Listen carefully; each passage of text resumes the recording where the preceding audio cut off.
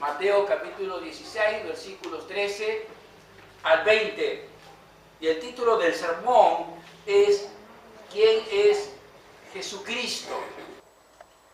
Tenemos en esta palabra del Señor dos grandes principios para nuestra vida que debemos aprender, principios espirituales. El primero de ellos es la opinión que las personas suelen tener acerca de nuestro Señor Jesucristo. Y en segundo lugar, la bendición que Dios ha derramado sobre nuestra vida. Quiero repetírselo para que lo tengamos presente mientras escuchamos la exposición de la palabra del Señor. En primer lugar, la opinión que las personas suelen tener acerca del Señor Jesucristo.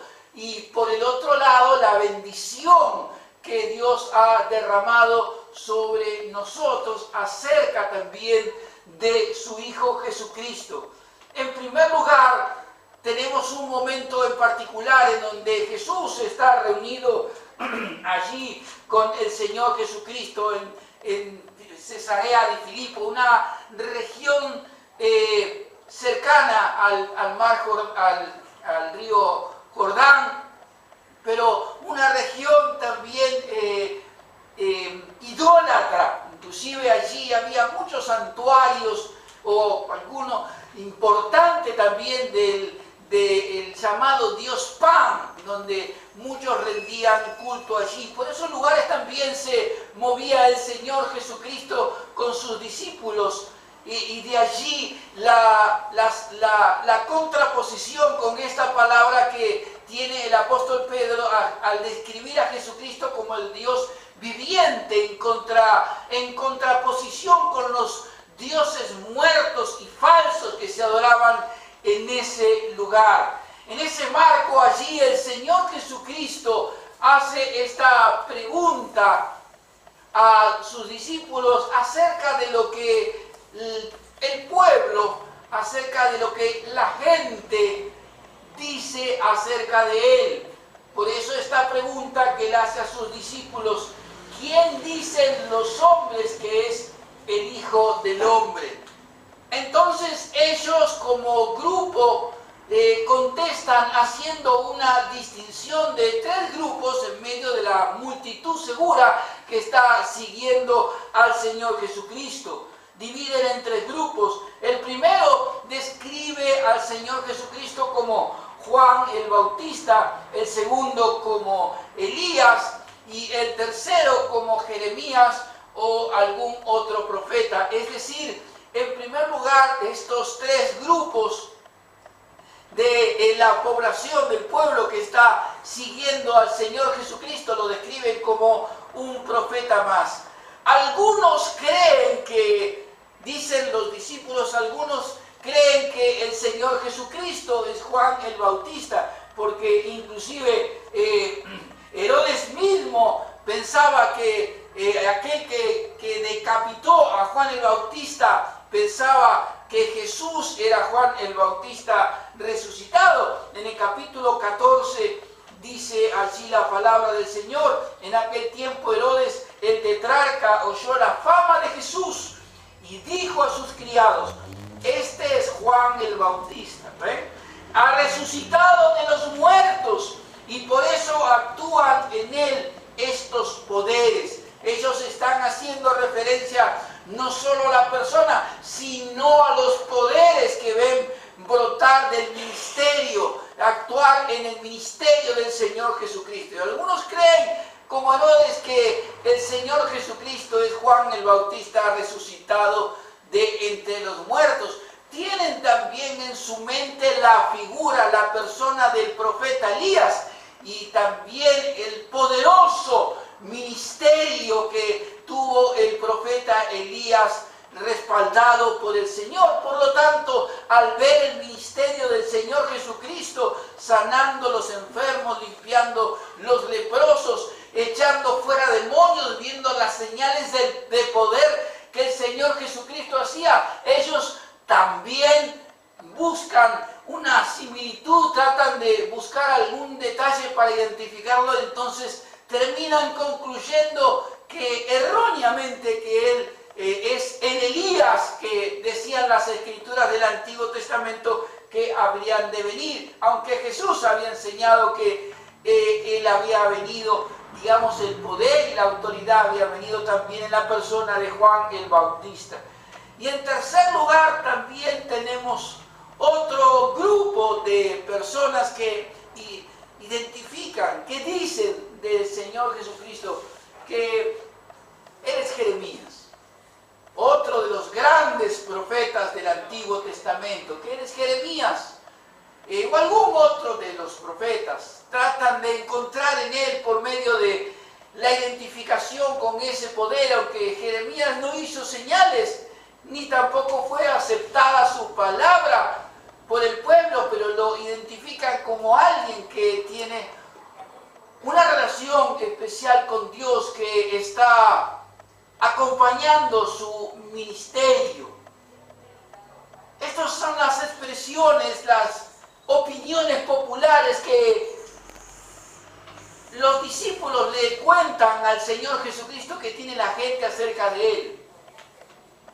Una de las cosas que esta porción, este pequeño pasaje de la palabra del Señor aquí nos enseña es que el pueblo, las personas comunes, en el sentido de no instruidas como discípulos del Señor Jesucristo, las personas no creyentes, suelen tener acerca de la persona de Jesús opiniones diversas, por no decir cualquiera.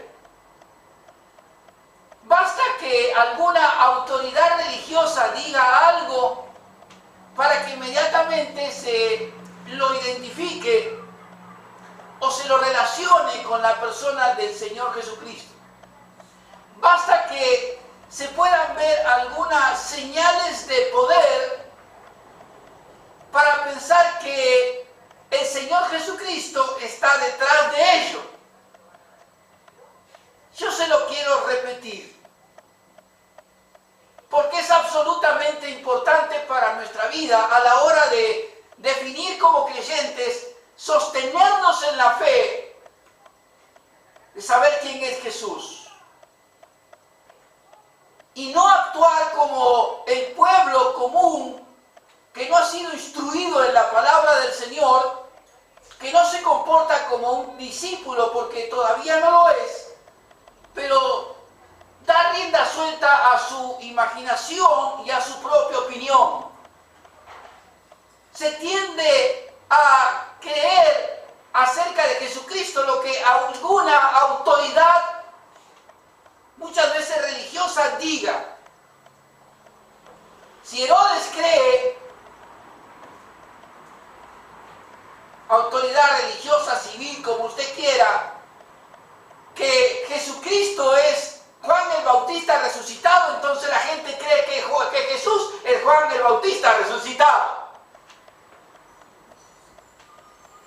La opinión de líderes religiosos y no de lo que dice la palabra de Dios suele influir en el pueblo en las personas, para que se pueda definir quién es el Señor Jesucristo. Y en las señales de poder espiritual también hacen que muchas personas confundan con que detrás de toda señal que pueda llegar a ver está la persona del Señor Jesucristo. Usted puede ver hoy estadios llenos, templos o megatemplos llenos de personas en donde la palabra de Dios está ausente por completo, pero donde hay señales espirituales de poder. ¿Se equivoca este pastor? No. Pero ¿está el Señor Jesucristo allí en relación con lo que dice su palabra? No. Porque usted como yo podemos ser testigos de la mayor cantidad de herejías posibles. Sin embargo, usted ve señales de poder. Pero Jesús no está allí. dijo que Jesús era Juan el Bautista resucitado. Y la gente salió a decir, es el Bautista, Jesús es Juan el Bautista resucitado. Y estaban en error. Esto forma parte de una tremenda enseñanza para nosotros. En estos días hemos visto algunas personas que dicen haber visto a la persona de María, y en donde un pequeño lugar se transforma en un multitudinario lugar de peregrinación, porque todo el mundo quiere ver ahora a la supuesta María que aparece. ¿Por qué? Porque hay una autoridad religiosa que lo dice. Y el pueblo suele ser crédulo. Suele tener la tendencia a creer cualquier cosa que se diga. Y eso tiene que estar ausente de nuestra vida, porque nuestra vida debe estar guiada por lo que dice la palabra de Dios. Ni siquiera por lo que dice este pastor, ni por lo que diga otro predicador, ni por más señales de poder que usted vea, sino por lo que dice la palabra de Dios. Todo el Antiguo Testamento tenemos las referencias, las profecías al Señor Jesucristo. Los salmos hablan del Señor Jesucristo. Los profetas hablaron del Señor Jesucristo. Génesis habla del Señor Jesucristo. Pero llegado el momento en que el Señor Jesucristo dice, ¿quién dicen las personas que soy yo? Nadie hace una referencia clara. Me guío por lo que alguien con autoridad civil o religiosa diga, o por las señales de poder que veo. Y cuidado, porque las Escrituras en el Nuevo Testamento nos enseñan que llegará el día en que habrá señales de poder también del diablo, tratando de engañar aún a los escogidos.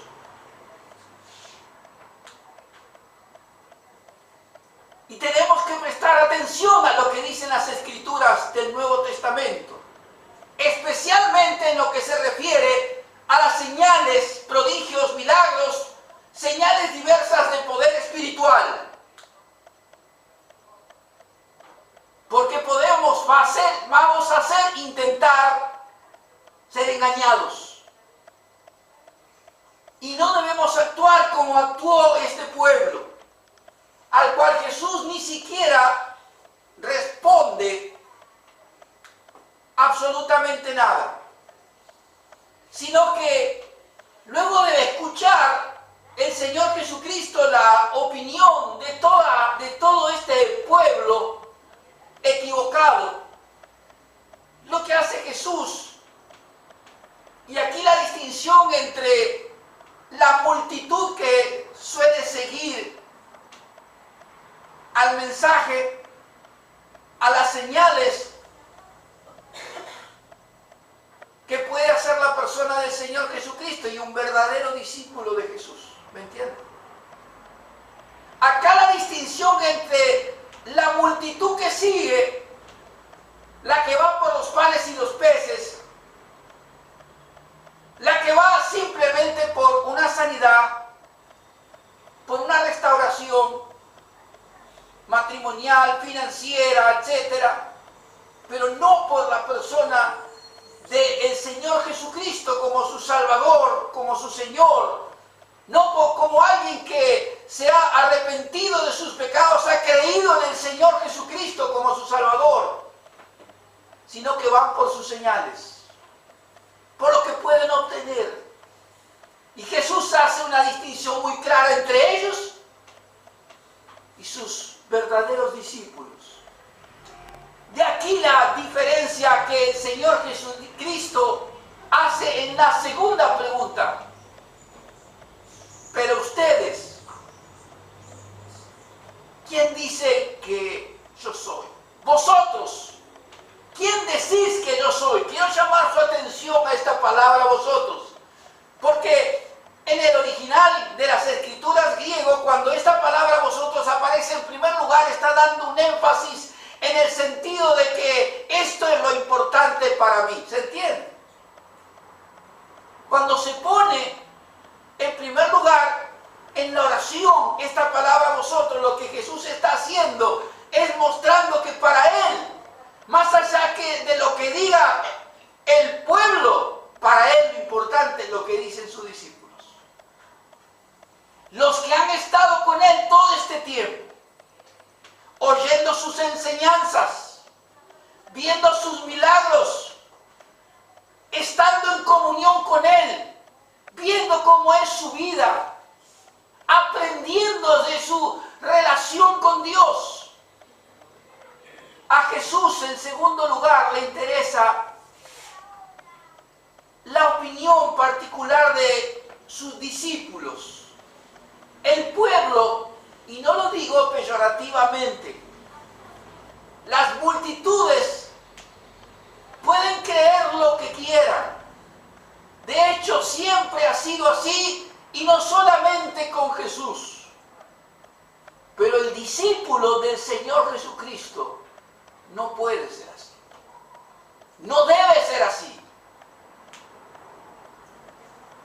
Y allí la pregunta de nuestro Señor en el versículo 15, Él les dijo: ¿y vosotros quién decís que soy yo? Respondiendo Simón Pedro dijo: tú eres el Cristo, el Hijo del Dios viviente. Entonces le respondió Jesús: bienaventurado eres, Simón, hijo de Jonás, porque no te lo reveló carne ni sangre, sino mi Padre que está en los cielos. Aquí, en primer lugar, vimos la opinión que el pueblo, la multitud, tiene acerca del Señor Jesucristo. Pero en segundo lugar, aquí, lo que nos muestra este pasaje, esta porción de la palabra de Dios, es la bendición que Dios ha derramado sobre nuestra vida acerca de el Señor Jesucristo. A la pregunta de vosotros, ¿quién decís que soy yo? Pregunta que se le hace a todo el grupo de los discípulos, pregunta a la que va a responder el apóstol Pedro en representación de todos, pero que va a recibir una respuesta que no solamente es para él, no solo es para el resto de los discípulos, sino una respuesta que también es para nosotros y todos los discípulos del Señor Jesucristo a lo largo de los siglos. Respondiendo Simón Pedro dijo: tú eres el Cristo, el Hijo del Dios viviente. Pedro hace en primer lugar lo que hace Pedro aquí en primer lugar, al decir quién es Jesús. Utiliza esta palabra Cristo, que es una palabra griega, pero que es la paralela al Mesías del Antiguo Testamento, el esperado, el enviado de Dios. Esta palabra Cristo, que significa ungido, el ungido del Señor, el Hijo de Dios. Esto es lo que está diciendo el apóstol Pedro. No está diciendo ni que es alguno de los profetas, ni Juan el Bautista resucitado, ni Elías que ha venido en el poder de las señales y las maravillas, sino específicamente Jesús es el Hijo de Dios, el Mesías del Antiguo Testamento esperado por los judíos, que las multitudes judías que lo siguen no lo ven, pero que ellos, tanto el apóstol Pedro como los discípulos, sí lo pueden ver. Nosotros no sabemos cómo esta declaración llega al corazón de Pedro para poder salir de su boca. Pedro dice que Él es el ungido de Dios, profetizado por Isaías, declarado en los salmos y ahora presente delante de sus ojos. Pedro dice, tú eres el Cristo, el ungido, el Hijo del Dios viviente, para ponerlo en contraposición con toda la suerte de ídolos muertos y falsos a su alrededor, antes y ahora también. A lo que el Señor Jesucristo va a responder, llamó su atención a que de las multitudes Jesús no dice nada, ni siquiera contesta, mientras que a sus discípulos sí les contesta. Y va a decirles, tanto a Pedro como a sus discípulos, en primer lugar, que ellos están en un estado, en una condición de bendición delante de Dios que no está la multitud. Les ruego por favor que presten mucha atención a esta palabra. Lo que Jesús va a decir a Pedro y a sus discípulos es que quien dice, quien reconoce, quien cree quién es Jesús, como está diciendo el apóstol Pedro, está en una condición de bendición delante de Dios como no lo está la multitud, ¿se entiende? Esta diferencia entre el discípulo y la multitud. La multitud ni siquiera recibió respuesta, pero los discípulos sí. Y lo que el Señor Jesucristo le dice, ustedes son bienaventurados. Llamó su atención esta pequeña palabra que de tanto que se dice o de que tanto se lee pasa desapercibida. ¿Qué significa bienaventurado? Feliz, dichoso, pero no porque no tiene problemas en la vida, sino que es feliz, es dichoso delante de Dios y de parte de Dios y por Dios mismo, que lo ha colocado en esa condición de bendición delante de Dios.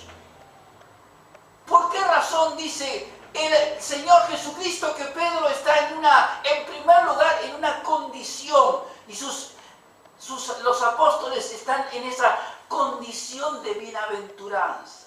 Bienaventurado eres. Ni fuiste, ni serás. Es algo que uno es. El discípulo, la persona que cree quién es Jesucristo correctamente, como enseñan las Escrituras, está en una condición de bendición. No porque Dios le dio un coche nuevo, ni porque Dios le ha dado algún otro tipo de bendición. De por sí, el hecho mismo de poder reconocer quién es Jesús, la Biblia nos enseña que nos coloca en una condición de bienaventurado, de bendecido, una situación de permanente bendición delante de Dios. Condición de bendición delante de Dios es lo primero que el Señor Jesucristo le responde al apóstol Pedro y a sus compañeros. En segundo lugar, el Señor Jesucristo le va a decir por qué razón tanto Pedro como el resto están en una condición de bienaventuranza, de bendición permanente delante de Dios. Versículo 17. Bienaventurado eres, hijo Simón de Jonás, hijo de Jonás, porque no te lo reveló carne ni sangre, sino mi Padre que está en los cielos. La segunda verdad tremenda que Dios le está diciendo acá y que suele pasar desapercibida también, porque Jesús tiene que decirle a Pedro y nombrarlo nuevamente diciendo quién es. Cuando una persona habla con otra, no le recuerda constantemente quién es.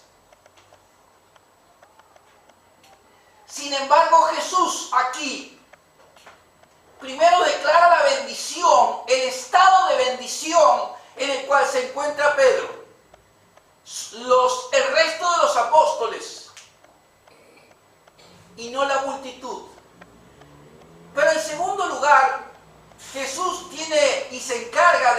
declarar a través del nombre, y esto es lo que significa el nombre, el que Jesús lo nombre con el nombre, valga la redundancia, a Pedro. Bienaventurado eres, Pedro, hijo de Jonás. ¿Qué quiere decir Jesús con esto? ¿Por qué razón el Señor Jesucristo tiene que nombrarlo nuevamente? Para mostrarle que es solamente un hombre. Solamente una persona humana, caída, común, carne, sangre, que bajo ningún aspecto de la vida él puede o podría haber sabido quién es Jesucristo de verdad, si Dios no se lo hubiera revelado. Maravilloso. El hecho que Jesús le diga, Pedro, hijo de Jonás, le está diciendo, mira, lo que está diciendo, no lo está diciendo por nada que tú pudieras haber ni adivinado, ni revelado por ti mismo, ni por ningún mérito propio, ni por ser religioso, ni por ir al templo, ni por absolutamente nada que hubiera en ti mismo. Y esto es algo que también tiene que quedar presente. Pedro, como humano, es incapaz de saber quién es Jesús. Segunda declaración del Señor Jesucristo, respuesta de Jesucristo a Pedro. Primera, él está en un estado de bendición por poder decir quién es Jesús en realidad. Segundo, él está en un estado de incapacidad humana de decir quién es Jesús, a menos que no cuente con la ayuda de Dios. ¿Me entienden? Y esto tiene mucha consecuencia para nuestra vida y para la vida de otros. Y en tercer lugar, el Señor Jesucristo, en esta breve respuesta que le da a Pedro, le cuenta, le dice, le responde, le enseña la tremenda bendición que ha sido derramada sobre su vida, por la cual él, siendo incapaz humanamente de decir quién es Jesús, él puede creer en el Señor. Él puede decir con total acierto quién es el Señor Jesucristo, el ungido de Dios, el Mesías del Antiguo Testamento, esperado por todos, solamente porque se lo ha revelado. Dice Jesús, mi Padre que está en los cielos. En otras maneras, lo que Jesús le está diciendo a Pedro en este punto en particular, estás en un estado de bendición, de bienaventuranza. Tienes una incapacidad total de saber quién soy yo, porque eres un ser humano como todos los demás, caído, imperfecto, pecador. ¿Qué dice la palabra del Señor? Libro de Romanos, capítulo 5, versículo 6 en adelante, cuando describe lo que cada uno es delante de Dios: incapaz, o más bien está débil, pecador, enemigo de Dios. Libro de Efesios dice que nosotros andábamos siguiendo la corriente de este mundo, haciendo la voluntad del príncipe del aire, igual que todos. Incapaz. Carta del apóstol Pablo a los Corintios: el enemigo, el diablo, ha cegado el entendimiento de los incrédulos para que no le resplandezca la luz del Evangelio. Eso éramos nosotros. Eso fue Pedro. Eso fue sus compañeros apóstoles. Eso fuimos nosotros también. Y lo que Jesús está diciendo tan maravillosamente a Pedro es, y le repito en primer lugar, mira Pedro, tú estás en un estado, tú has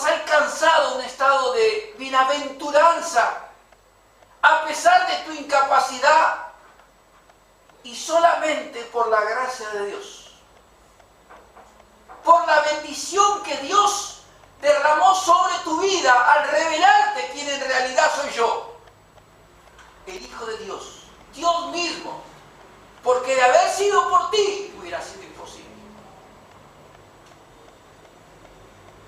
La bendición que Dios derrama sobre las personas cuando realmente manifiestan creer en quién es el Señor Jesucristo, el Hijo de Dios y Dios mismo. Tiene que ser para nosotros una fuente de acción de gracias permanente para Dios, independientemente de cualquier situación en la que nos encontremos. Porque vivimos en un mundo de aflicción. Participamos permanentemente de situaciones problemáticas con nuestra salud, en las relaciones interpersonales, en las relaciones laborales, en los círculos en los que nos movemos. Todos tenemos infinidades de dificultades y problemas que enfrentamos todos los días. Pero allí es donde nosotros tenemos que recordar estas palabras del Señor Jesucristo para Pedro, para sus apóstoles y también para nosotros. Que más allá de lo que tengamos o no, somos bienaventurados. Y no sé usted, pero yo soy muy feliz con eso. Amén. Amén. Debemos ser felices. No me quiero parecer al presidente, por favor.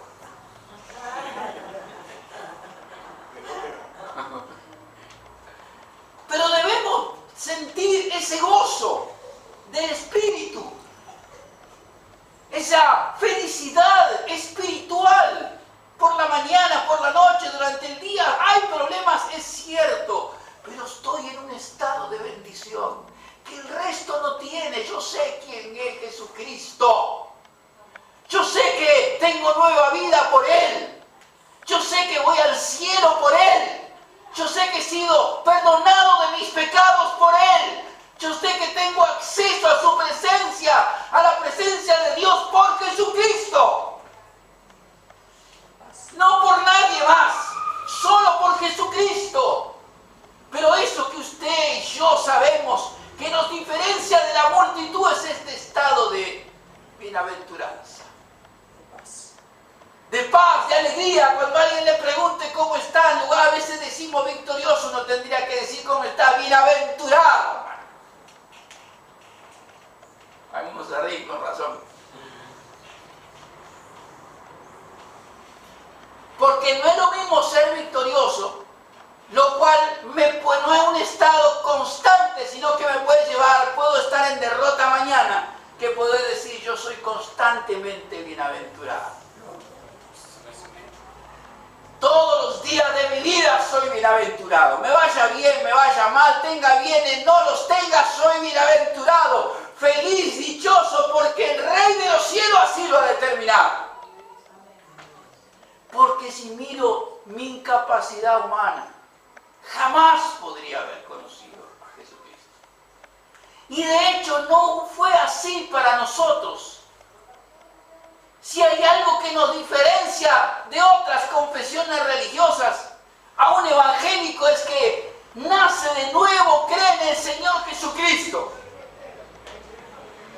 ¿Por qué? Porque el Espíritu Santo abrió nuestro corazón. Jesucristo entró en él. Fuimos recibidos en Cristo Jesús por gracia, por amor de Dios. Esta bienaventuranza debe dirigir nuestra vida, debe ayudarnos a enfrentar las dificultades y los problemas de la vida. Y debe ayudarnos también a dar una mayor gloria y adoración a nuestro Dios. Darnos cuenta de que hemos sido objetos de la inconmensurable misericordia y bondad de Dios de los cielos y la tierra. Es lo que Jesús le está diciendo a Pedro. bienaventurado eres, porque no te lo reveló carne ni sangre, sino mi Padre que está en los cielos. Otra tremenda verdad que no puede dejar de ser pasada. Nosotros somos carne y sangre. Nosotros podemos hablarle a las personas, a las multitudes, a familiares, a amigos, pero si nuestro Padre que está en los cielos no revela a Jesucristo en ese corazón, no habrá conocimiento de Jesús. Seguirá siendo multitud o se habrá convertido en un simple religioso. De los que conocemos tantos que van y vienen, que pueden hablar de Jesús, pero que usted se da cuenta por sus actos, por sus frutos en la vida, que no son discípulos, no son creyentes, son religiosos. Tenemos aquí una tremenda bienaventuranza de parte de Dios. En primer lugar, esta opinión que el pueblo o las multitudes pueden llegar a tener acerca de Jesús. Pero en segundo lugar, esta bienaventuranza, esta bendición tremenda que recibimos de parte de Dios acerca de Jesús en nuestro corazón. Nosotros sabemos quién es Jesucristo, porque Dios así le ha sido revelado. En nuestro corazón, en nuestra vida, podemos decirle a otros quién es Jesús, porque Dios ha puesto en nuestro corazón, ha revelado en nuestro corazón, no carne ni sangre, sino Dios mismo, quien es su Hijo Jesucristo, nuestro Salvador y nuestro Redentor. Y por un lado esto debe llevarnos a nosotros a una constante oración, adoración, acción de gracias a Dios por haber recibido esta revelación de Dios, de la cual seguro alguien fue un instrumento humano, pero detrás estuvo el Espíritu Santo hablando, abriendo nuestro corazón. Darle gracias a Dios, porque éramos incapaces y hoy fuimos transformados por su gracia. Pero también ver a nuestro alrededor cuántas personas a las cuales le estamos hablando de Jesucristo. Y Jesucristo sigue siendo para ellos quizás alguien colgado en una cruz, un crucifijo. Quizás para ellos sigue siendo Jesucristo una religión y no el Hijo del Dios vivo y Dios mismo. Debemos pedirle a Dios que le revele. No confíe en sus fuerzas, No confiemos en nuestra propia fuerza, porque acá Jesús mismo dice: Pedro, primero, tú eres un hombre común, y segundo, esto ni carne ni sangre te lo puede revelar, sino mi Padre que está en los cielos. Tremenda verdad de Jesucristo. En breves palabras describe quién es el hombre, quién es Jesús, o sea, quién es Él, y de qué manera podemos conocer a Jesús. Por la revelación de Dios en nuestro corazón. Seguro usted tiene hijos, parientes, amigos, vecinos, por los cuales estamos orando. Pidamos que Dios revele a su corazón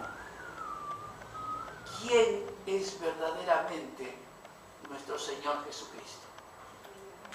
Para que no piensen como las multitudes, sino que piensen como un discípulo.